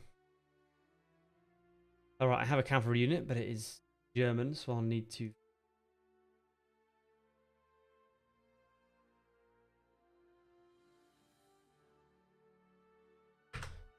You...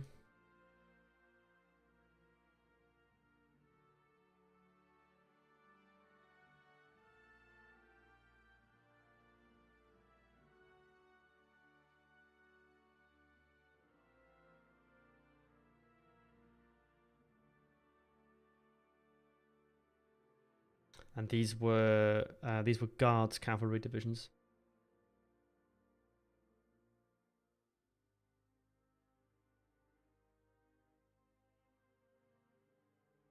Get the appropriate color. It's their Guards units.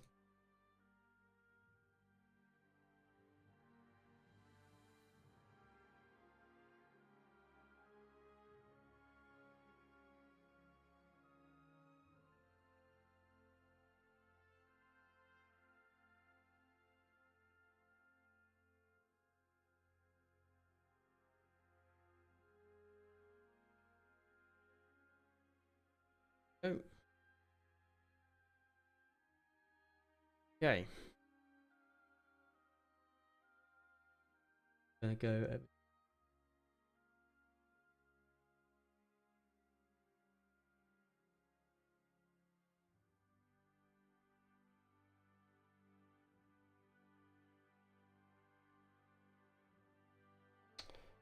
So we had the 12th.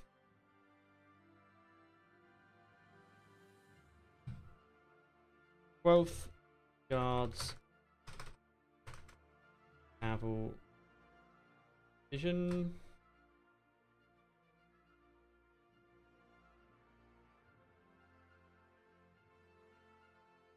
Duplicate. Well, how many were there? 2. 12th and the 11th. Thanks for watching, Marshall Moreau. Hope to catch you next time.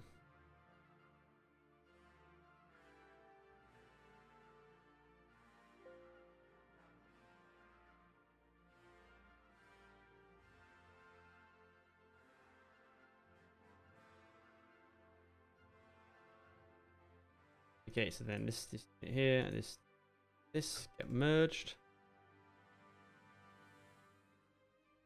This and that gets merged. And you link these two together, and now they move around together.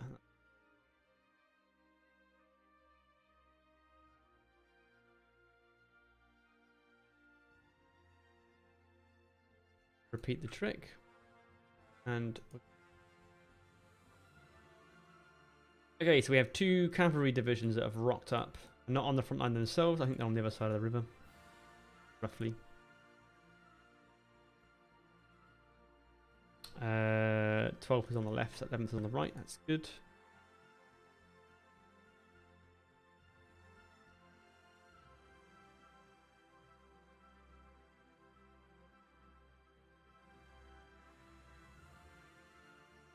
So, and in terms of the Soviet troops, we're going to do the Soviet troops now. They're going to have retreated back to this area, and you're going to have retreated here. Actually, you know what, you'll be there. That's fine. All right. I'm going to do the Soviet bit for this day, and then I'm going to end the stream because it's now 6 p.m.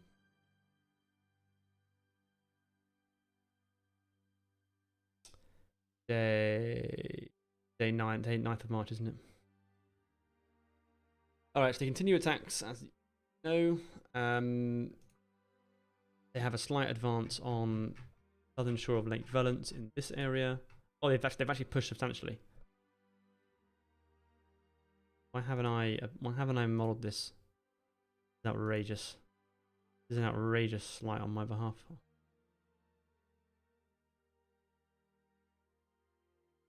Absolutely unforgivable. Okay, so then Germany guys going up here. Civic guys retreating there. Likewise for you. Coming forwards.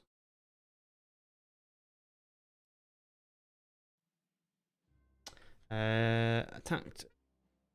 Units of 9th SS attacked 36 Guards rifle in direction Aber and Sarkara's tour, but was repulsed. So there's some actually didn't. Oh, hang on. So some units of 9th SS are over here. That's going to confuse it. That's going to fuck the map up. So apparently some units of you are like all the way over here attacking. But we're repulsed. 155 Rifle Division also repulses Soviets. German attacks. Broke through an area of Aranyos. Don't quite.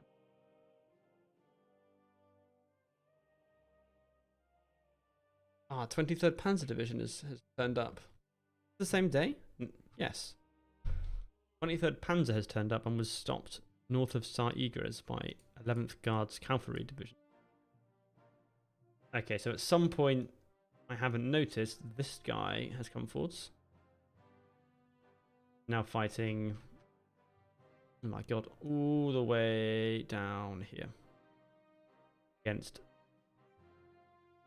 This guy.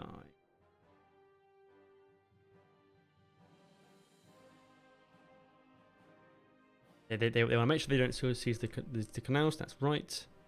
Managed to stop them getting any more crossings. 3rd Guards Rifle Corps struggling to contain the German threat. 30 Grains are struggling. Front's reserves have been exhausted. 18th Tank Corps, 1st Guards Mechanized, 5th Guards Cavalry all fully engaged. Well, that what? When did you never mentioned these guys? Okay, from what I can make out on the map, they were engaged around Sarkera's tour. So at some point by the end of this day, these fuckers are engaged around here. But it hasn't. I just didn't record it in the notes. Is the problem? It's obviously it'll probably be in the source, but I didn't record it in the notes, which just caused a bit of problem. So this core has been deployed. Yeah, around this area. Yes, and then the fifth Guards Cavalry is the other unit down at the south. So all three of 26th Army's troops. Have we broken through to Bucharest yet? Not yet. Unfortunately, they won't get there. Alas, well, alas for the Germans, not alas for anyone else. Where am I? Forgotten. Yeah, it's a third Ukrainian front now stretched 90 kilometers. Troops exhausted after days of fighting. The front's reserves had mostly been committed. So these 3 units here were core, front level reserves. These tank corps and the cavalry corps and the mechanized corps, and the other infantry corps, 37th, 33rd, and there's a 35th somewhere up here. These are 27th Army troops. They don't go in quite as quickly. In fact, they began to 35th Guards Rifle Corps, struggling to contain the German advance here, east of the Savage Canal. So perhaps by this stage, this guy has come in.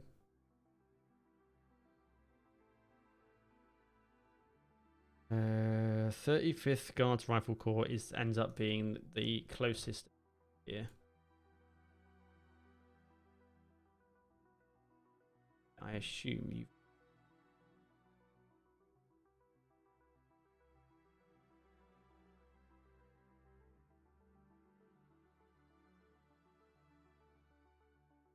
The 33rd Rifle Corps was deployed on the line Tsar Igor's Simontonia Azora.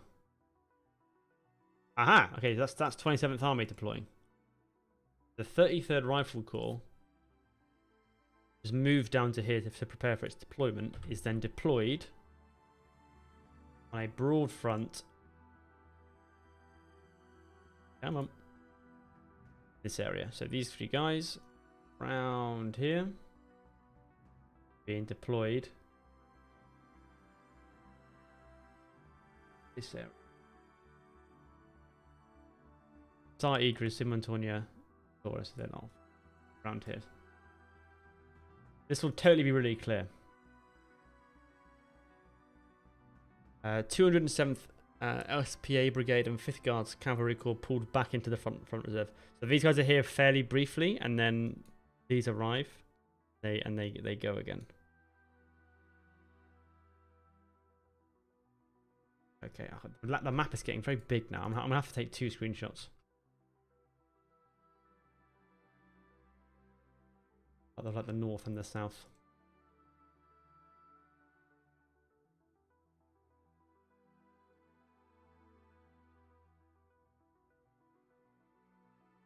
Day 8 PM north.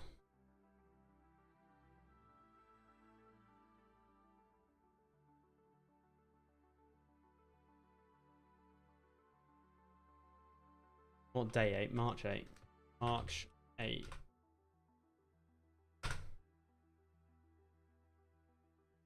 When is that ended Steiner launched his counter-attack? I mean, not for about 2 months, and essentially never, because it never actually happens. Alright, so that is day 8, pretty much. I'll adjust the positions of the troops now. So by the end of day 8, we've got basically these guys appear. I think basically these cavalry dudes stop them crossing the river and then withdraw. I don't know the exact order these divisions were arrived in, or which positions they took. I'll probably require reading further on into this. But it is now 6 o'clock, and I'm gonna end the stream here. What's it been? 2 hours, 7 minutes. Man, that's a lot of tired stuff. I think I'll do one more stream this though. 2 hours more, maybe 3 hours more, and I should have this all bit wrapped up and be able to move on to the next phase of the video. So yeah, thank you for watching on both Twitch and on YouTube.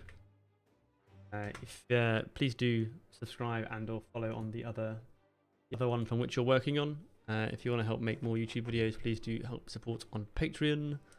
It really does help, and helps me to do stuff like this all afternoon and further history knowledge and stuff. And I'll see you soon in the next video. Join Discord as well. It'll be pinged when we go live and things. And I'll see you guys soon. Bye bye.